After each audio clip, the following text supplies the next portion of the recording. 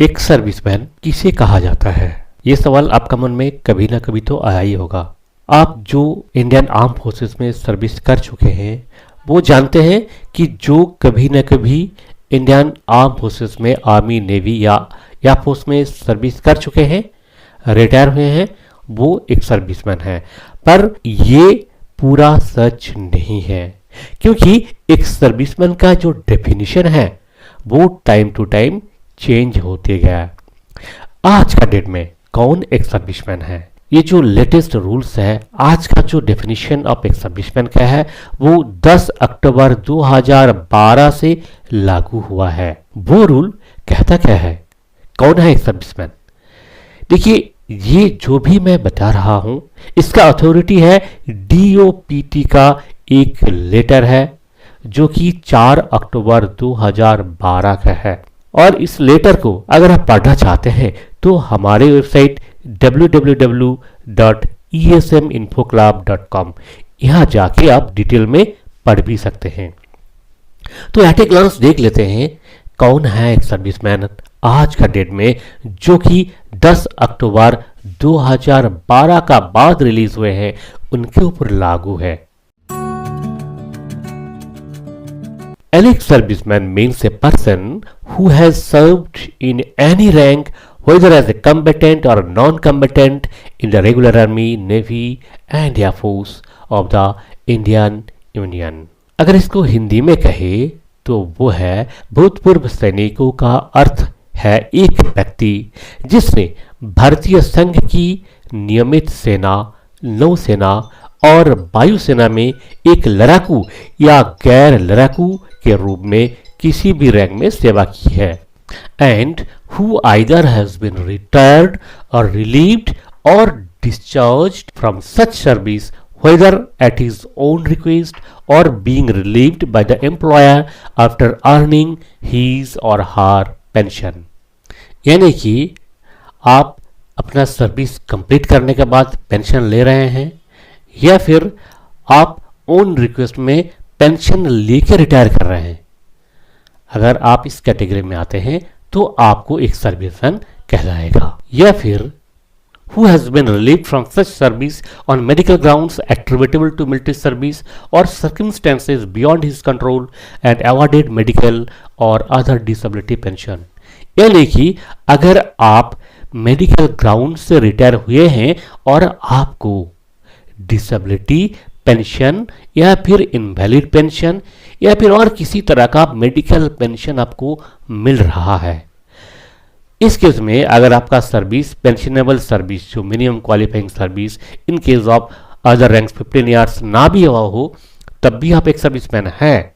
और in case of officers अगर आपका 20 ईयर्स सर्विस ना भी हुआ हो और आप मेडिकल पेंशन ले रहे हैं तब भी आपको एक सर्विसमैन कहलाएगा।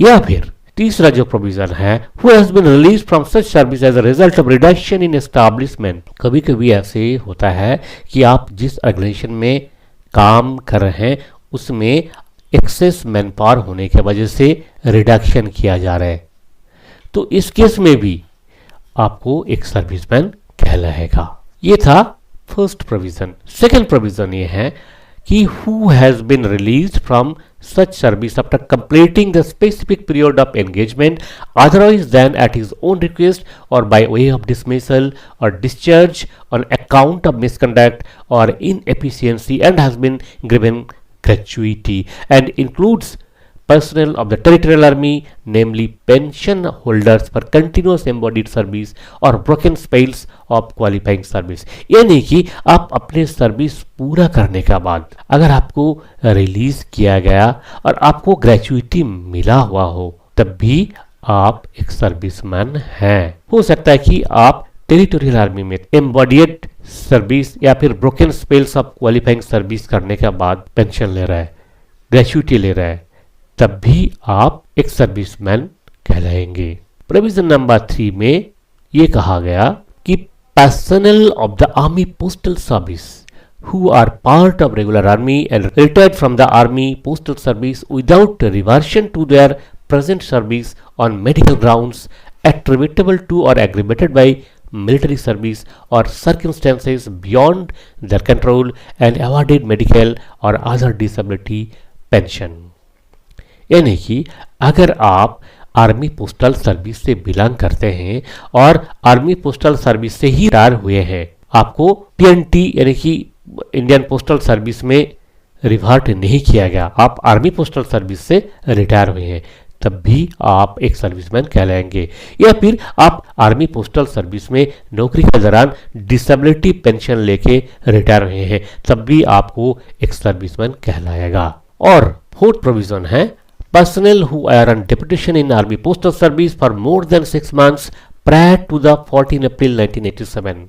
जो आर्मी पोस्टल सर्विस में जो काम कर रहे थे 14 अप्रैल 1987 से पहले और मिनिमम 6 मंथ सर्विस कर चुके हैं, वो भी एक सर्विसमैन कहलाएंगे। और fifth provision, x recruits boarded out और levied on medical grounds and granted medical disability pension irrespective of the date of boarding out of release।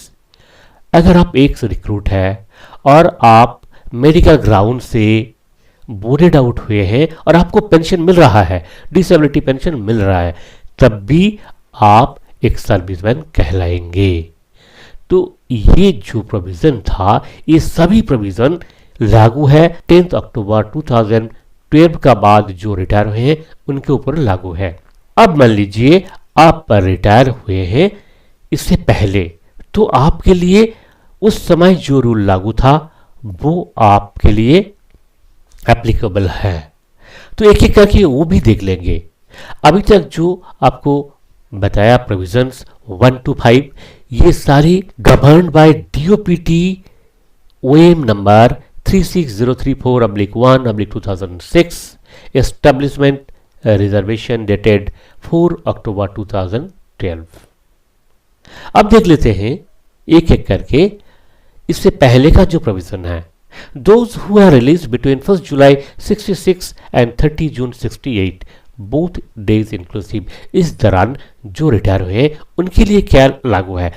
उस समय एक सर्विसमैन उसे कहा जाएगा any person who has served in any rank whether as a combatant or not in the armed forces of the union has been released there from otherwise than by way of dismissal or discharge on account of misconduct or inefficiency। इस दौरान जो भी retire हुए हैं वो अगर ये दोनों वजह से रिटायर नहीं हुआ, इनका रिटायरमेंट के बजाय दो चीज अगर ना हो, कौन से दो चीज? Dismissal or discharge on account of misconduct और इनएफिशिएंसी, ये दोनों चीज अगर आपका रिटायरमेंट का कारण नहीं है और अन्य कारण से आप रिटायर हुए हैं तो आप एक सर्विसमैन कहलाएंगे। अब नेक्स्ट है 1 जुलाई 68 से लेकर के 30 जून 1971, इस दौरान जो रिटायर हुए हैं कौन एक सर्विसमैन कहलाएगा? किसको? Any person who has served in any rank, whether as a combatant or non-combatant, in the armed forces of the Union for a continuous period of not less than 6 months। देखिए पहले का जो था उसमें service period का कोई restriction नहीं है, पर 68 से लेकर के 71 तक का जो रिटायर हुए हैं उनका सर्विस पीरियड का रिस्ट्रिक्शन है। एटलीस्ट 6 महीना आपको फौज में सर्विस किया हुआ होना चाहिए। उसके बाद अगर आप रिटायर हुए हैं पर रिटायरमेंट का कारण dismissal and discharge on account of misconduct और इनएफिशिएंसी नहीं होना चाहिए, तो आप एक सर्विसमैन कहलाएंगे। नेक्स्ट जो प्रोविजन है ये लागू है 1 जुलाई 71 से लेकर के 30 जून 74, इस दौरान जो रिटायर हुए हैं किसे एक सर्विसमैन कहा जाएगा? Any person who has served in any rank whether as a combatant or not in the armed forces of the union and has been released therefrom otherwise than by way of dismissal or discharge on account of misconduct. यानी कि पहले का जो provision था वही फिर वापस आया। इस दौरान जो रिटायर हुए हैं उनका रिटायरमेंट का कारण अगर डिसमिस ना हो या फिर ऑन अकाउंट ऑफ मिसकंडक्ट और एफिशिएंसी की वजह से डिस्चार्ज नहीं किया गया हो, एक दिन भी आप सर्विस किया हो इस दौरान, तो आपको एक सर्विसमैन कहा जाएगा। ये सभी चीजों का जो भी मैं बता रहा हूं उसका जो अथॉरिटी है देखिए आप स्क्रीन पे देख सकते हैं, नीचे लिखा हुआ है। और आप अगर डिटेल में ये सब पढ़ना चाहते हैं तो हमारा वेबसाइट www.esminfoclub.com यहाँ विजिट करके पढ़ सकते हैं। अब नेक्स्ट जो प्रोविजन है वह है रिक्रूट्स के लिए। देखिए रिक्रूट्स के लिए हु आर बोर्डेड आउट अब्लिक released on medical grounds and granted medical अब्लिक डिसेबिलिटी पेंशन, वो एक सर्विसमैन कहा जाएगा। जो भी रिक्रूट मेडिकल ग्राउंड से रिटायर हुए हैं और डिसेबिलिटी पेंशन मिल रहा है, उन्हें एक सर्विसमैन स्टेटस दिया गया। However the operation of the OM has been kept in abeyance for issuance of notification by DoPT. जब ये प्रोविजन बनाया गया, minister of defence department of ESW का ये जो लेटर है 2006 का, इसमें ये प्रोविजन रखा गया था और डीओपीटी इसका नोटिफाई करेंगे, तब जाके ये सबके लिए लागू होगा। पर आज के डेट में ये लागू हो चुका है। आज के डेट में आप कभी भी रिक्रूट से रिटायर हुए हैं ड्यू टू मेडिकल ग्राउंड्स और आपको पेंशन मिल रहा है, तो आप एक सर्विसमैन कहलाएंगे। सो दोस्तों, ये था कंप्लीट प्रोविजन। डिटेल में जानने के लिए काइंडली हमारा वेबसाइट विजिट करें और डिटेल में इस चीज़ को पढ़ें। इसी तरह का इंफॉर्मेटिव वीडियोस के लिए हमारे इस चैनल को जरूर आप सब्सक्राइब करें।